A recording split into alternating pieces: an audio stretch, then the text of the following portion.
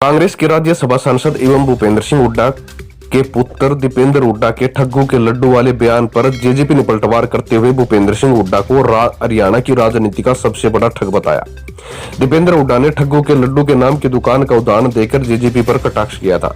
दीपेंद्र हुड्डा के बयान पर पलटवार करते हुए रोहतक से जेजेपी के पूर्व लोकसभा प्रत्याशी व इंसो के राष्ट्रीय अध्यक्ष प्रदीप देसवाल ने कहा कि भूपेंद्र सिंह हुड्डा व उनके बेटे दीपेंद्र हुड्डा पहले अपने गिरेबान में झांक कर देखें कि उन्होंने कितने लोगों को ठगा है। कांग्रेस सरकार में भूपेंद्र सिंह हुड्डा ने रोहतक लोकसभा क्षेत्र के किसानों की बेशकीमती जमीन को कौड़ियों के भाव रिलायंस व अन्य प्राइवेट कंपनी तथा बिल्डरों को बेचकर किसानों के साथ सबसे बड़ी ठगी की थी। भूपेंद्र सिंह हुड्डा तो विश्वविद्यालय तथा शिक्षण संस्थानों को भी नहीं छोड़ा।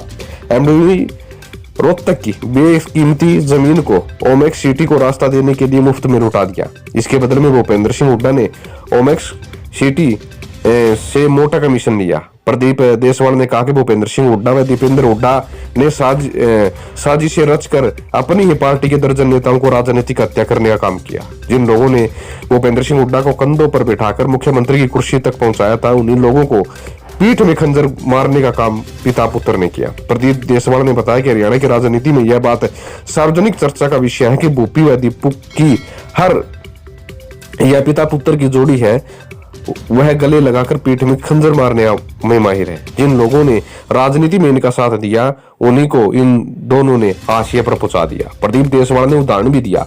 उन्होंने कहा कि भूपेंद्र सिंह हुड्डा को मुख्यमंत्री बनाने के लिए कृष्ण हुड्डा अपनी सीट से इस्तीफा देकर सीट खाली की, वह भूपेंद्र सिंह हुड्डा को अपनी सीट से विधायक बनाया।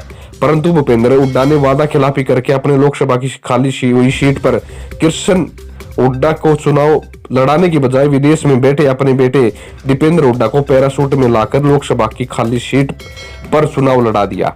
श्री कृष्ण हुड्डा जी के देहांत के बाद उनकी ही सीट खाली से उनके परिवार के सदस्य को चुनाव लड़ाने की बजाय उनकी टिकट कटवाने में सबसे अहम भूमिका किसी की है तो वह है भूपेंद्र सिंह हुड्डा और दीपेंद्र हुड्डा की।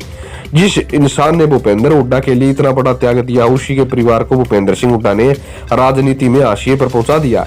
इसके अतिरिक्त बादरी से पूर्व विधायक नरेश शर्मा, पूर्व मंत्री व वरिष्ठ कांग्रेसी नेता कृष्ण मूर्ति हुड्डा, पूर्व मंत्री सुभाष बत्रा, स्वर्गीय चतर सिंह राष्ट्रीय, प्रोफेसर कुलताज इत्यादि जैसे पता नहीं कितने ऐसे वरिष्ठ कांग्रेसी नेता हैं जो भूपेंद्र सिंह हुड्डा की विश्वासघात की राजनीति का शिकार हुए हैं। भूपेंद्र हुड्डा ने इनको पहले गले लगाकर फिर इनके पीठ में चाकू मारा। प्रदीप देसवाल ने बताया कि दीपेंद्र हुड्डा की बजाय जब एक दलित का बेटा अशोक तंवर कांग्रेस में प्रदेश अध्यक्ष बना तो भूपेंद्र हुड्डा ने उस पर जानलेवा हमला करवाया।